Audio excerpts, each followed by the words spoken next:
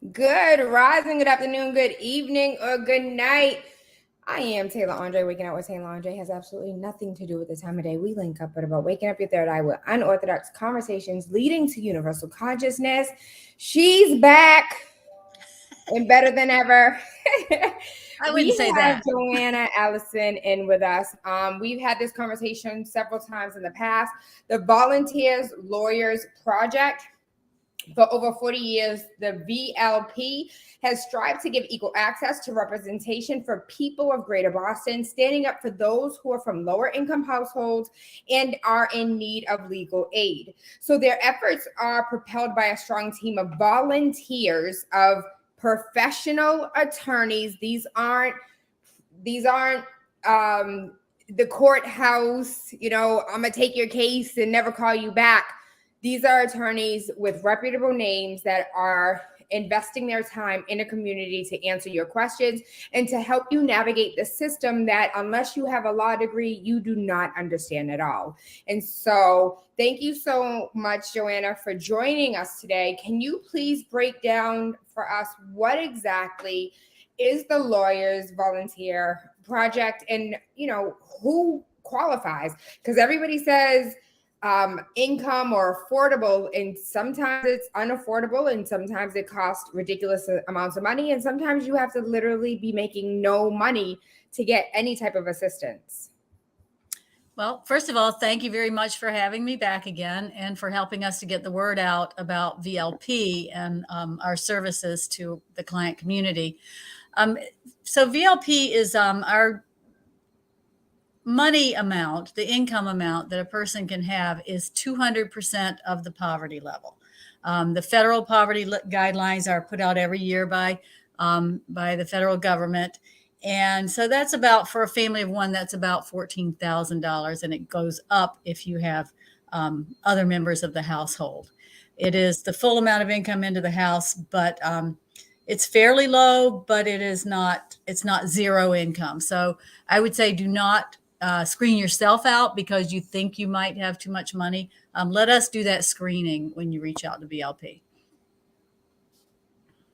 So while you're saying this, I am absolutely doing the one thing that you just told me not to do, and looking at 200% of 13,590, which is currently the federal poverty line, which needs to be doubled in order for it to have any type of real equity or real meaning for the United States. Maybe in the middle of Mississippi, where there's a town of 500, that's equivalent. If you want to get an apartment in Boston, it needs to be quadrupled. Exactly. Exactly. 27,180 for someone who is a single person. And it increases if you have dependents. Right. Because since we've spoken, I've had a lot of people reach out to me that have reached out to you all. And one of the questions they had was, where can I go that is going to be in my, like, I'm still broke, but with me being broke, I'm still regarded as having too much money. And so one of the things that you guys do is help people navigate spaces and connect them with different resources. Can you speak to maybe those resources and or maybe other programs that you are connected to or partners that you Sure. One of the things that we do for folks who call us and they are over income for our services is try to provide them some information. It can't be specific to their case, but information about that area of the law. But we also give them referral information for the Boston Bar Association, which has a referral service and a low-cost information system as well. And each area of the state has a different bar association, and many of them do have bar referrals, and most of them have a lower cost information session that you can get with an attorney. Mm-hmm. Thank you for that. What are some of the cases that you all have seen? Well, VLP handles a wide variety of cases that are fairly typical for low-income residents of the greater Boston area. One of the things we work on is landlord-tenant issues. If a person is facing eviction, we can assist them with that, both through our Eastern Region Legal Intake, which is our intake and information line. We can also assist them at the Attorney for the Day projects that are housed at the Boston Housing Court, which is on New Chardon Street. We also assist low-income owner-occupied landlords who may be at risk of not being able to pay their mortgage and at risk of losing their house. We take a lot of cases in family law. We assist people with guardianship of minors and guardianship of disabled adults. And that is both through our intake system and also through clinics that we hold in the Middlesex Court that assist people. And we have a consumer unit that helps people with bankruptcy, and most importantly, sort of screening to see if bankruptcy is what is needed to help them with their consumer issues. We also have debt collection defense clinics in several courts throughout the Boston courts centers, and so Boston Municipal Court, Boston Small Claims Court out in another organization we work with has one in the Dorchester and Chelsea courts, and we are also. I want to stop you here, and I don't mean to interrupt, but I think okay. it may have went over a couple people's heads. So first and foremost, you help with family law, and so if somebody is having like child custody issues, you can come here for that. You can come to us, and we can advise you on that and help to refer you and possibly assist you with our Attorney for the Day clinics. Okay. So let's say, for instance, I have an issue and I want to get custody of my child. I do not have the funds to hire the person who's going to help me win. And so I'm looking to represent myself. Can I come over a series of times if I go to court and they give me all these papers, can I come and understand what this means, what my next steps are? And then the next time I go to court, can I keep coming back to get assistance for an issue that may take 6, 7 back and forths to court? Yes. So you can, we have many folks who come over and over 1 or 2 steps at a time. And we can look at those papers and help you to understand what those papers mean and what you need to do with them. For divorce cases, we assist people in completing the financial statements. So yes, we do want people to come back for next steps, because if they don't, they think, she told me to do X, and they do that, and then they don't know what the next step is. And so the other thing that you said is you guys help with credit issues. And so if you are in collections and you have issues going on with your credit, I can come stop here and help me navigate that as well. Most of the people who come to our consumer courts are facing a debt collection lawsuit. So one of the folks to whom they owe money is going to court, trying to get a judgment against them for that money. And we assist those folks in our court clinics as well. I hope a lot of people heard that part. Yeah. And another thing that we've done some cases on, and people don't even realize that they have rights here, is if your credit report is wrong. If somebody is putting on your credit report that you owe them money when you don't, that is against the law, and you can prevent that and sometimes recover monetary damages for that. Thank you. So check your credit report. I can't encourage people enough. Can we go down the list one more time of everything that you guys do? Okay. I'll start with, again, housing. In the housing world, we do eviction defense work.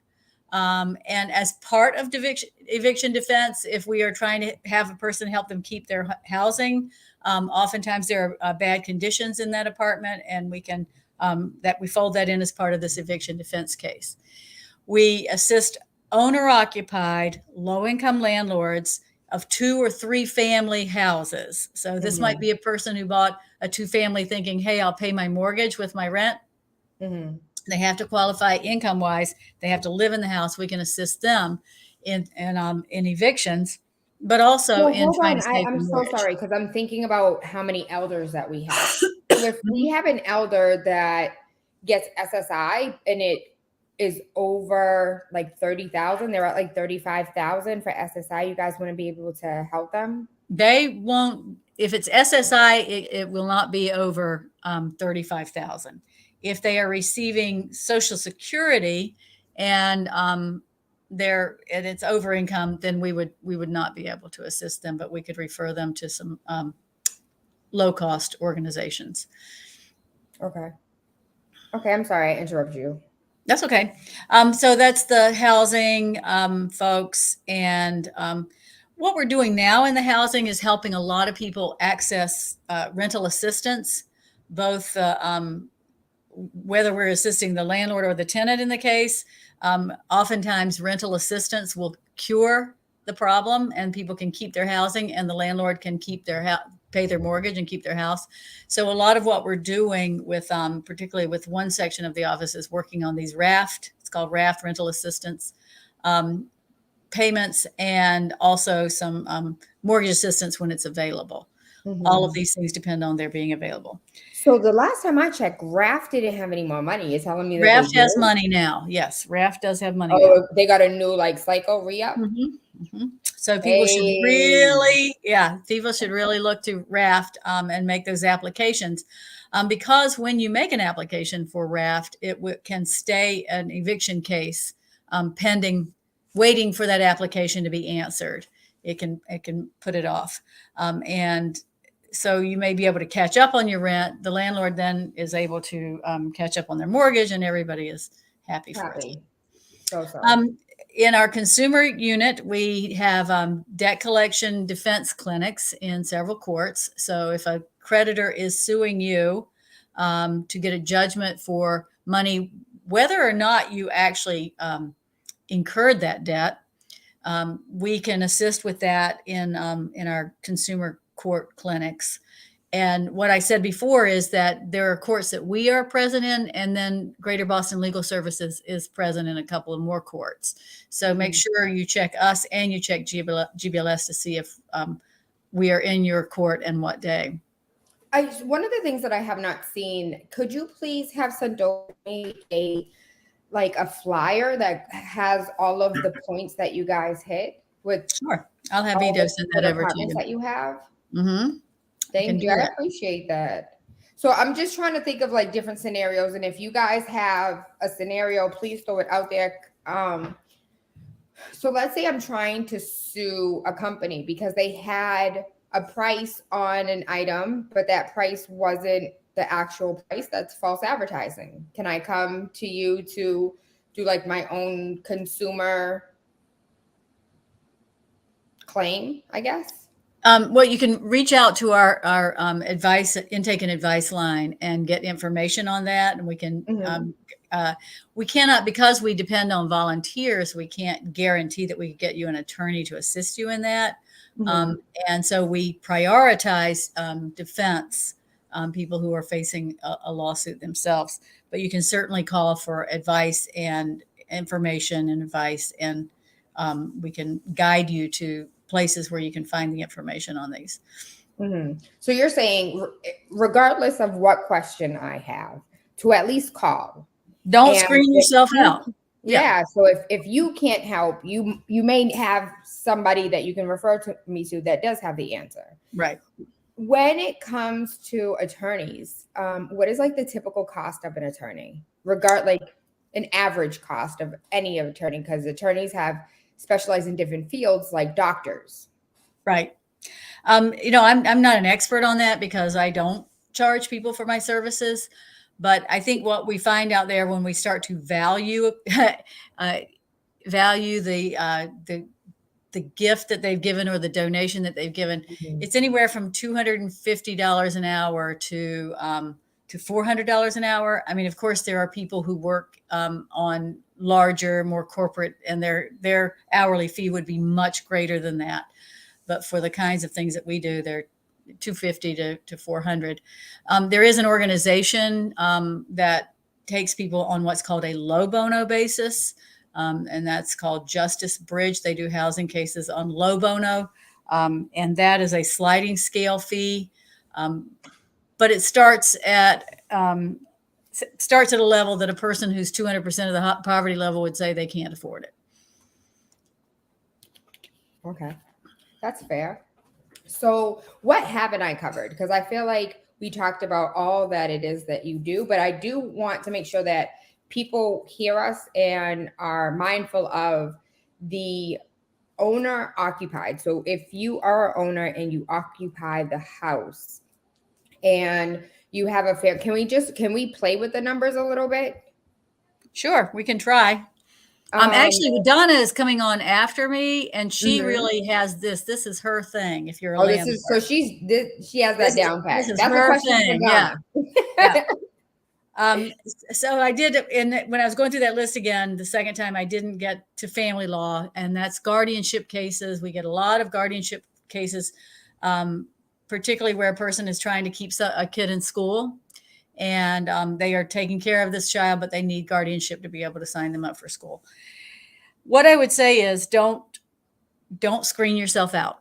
Don't assume that you make too much money unless you're making AMI, area median income, but and don't screen yourself out for subject, except we don't do criminal law. If you go on our website, vlpnet.org, you can see the kinds of cases that we do, and you can also see the kinds of cases that we don't do.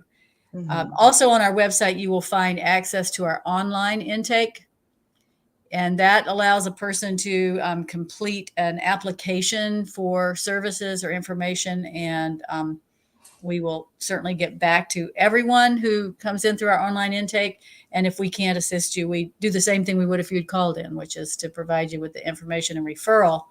But that's another portal. So the portals are calling the intake and advice line. The number for that is on the VLP website. Doing the completing the online intake, the link for that is on the VLP website, or coming to one of the court clinics, and the schedule of those is also available on the website. For people who don't have access to the internet or looking up the website, they could call the intake line, and that number is 617 603 603-1700. The main office is 617-423-0648. And you can also send a fax if that works for you. But if you're online and you're gonna use the website, there's an intake form that you can use. What's the turnaround time on that? We try to speak to someone within 3 days. It's not open every single day, so we have to go through those. Let me just say pretty strongly that main line is not the one to call if you don't already have an attorney at VLP. If you really want assistance, you need to call the 617-603-1700. Okay. So if you are already in their system, you already know that the 423 number is the best number for you to call. And if you have never That's called if you before, know the attorney. Yes. If you know you have an attorney at VLP, that's the number to call. And if you've never called before, 617-603-1700, whatever legal question, I would say keep that number in your phone. I think it's really important to actually have an attorney. I didn't understand the importance of having an attorney. I understand that this particular conversation is more so for those that are in the lower incomes, but for those that are not lower income, you still need an attorney. Like, at least on retainer for you to call and ask a question when you need to ask a question. And so I think for me, having an attorney has become as important as having like a doctor, or being able to call the emergency line, or being able to get in contact with my primary care if necessary. As you get older and as you live life and realize that the world is nothing but legal, everything we do on a daily basis is legality in some way, shape, or form. And it's a system that not many know how to navigate. And sometimes I don't think the attorneys and judges completely understand how to navigate it at times. It's extremely complicated. Yeah, it is. And just about the time you think you have it figured out, something could change. And it makes all the difference in the world to have an advocate who understands that system. I could not have said it better. I thank you, Joanna, for all of your help today. I look forward to speaking with Donna, because now we can crunch numbers and make it a little bit more real for people. If you need help with raft, I want to just drive these points home. If you need help with raft, if you need help with your tenant, if you need help being evicted, if you need help with child support and getting access to your child, if you need help to protect your child, if you're looking for guardianship over an elder and need help because you got a crazy ass family member that got grandma somewhere in a closet and you don't know where to turn to, like the least you could do is call. Put 617-603-1700 in your phone. Anyone in Massachusetts that's having issues with your landlord or the landlord's having issues, there's recent money that's currently on the table to be helpful. I know we had this conversation about a year ago, like 8 months ago, and it was just like, hurry, because we don't know when this money is going to run out. It came back. And so there's still an opportunity here for you to get the assistance that you need. Thank you so much, Joanna. We're having another conversation at 2 p.m. with Donna, who is the executive director and can like break things down. She runs that landlord project, and she runs it well. And I just want to thank you for helping us get the word out, because sometimes it's not that easy, people. And I particularly appreciate that you said you have a lot of elders, because we're really trying to reach people with all of our work and also our landlord work. Thank you. Have an amazing day today. If you can get me over the information so I can share it out in a more digestible way, I greatly appreciate it. Okay. Well, we're lawyers, so we try to make things as undigestible as possible. And, you go to school for quite a bit to learn to do that. Yes. All right. Thank you. Thank you so much. Have a wonderful day. You too. Take care. All right. Bye-bye.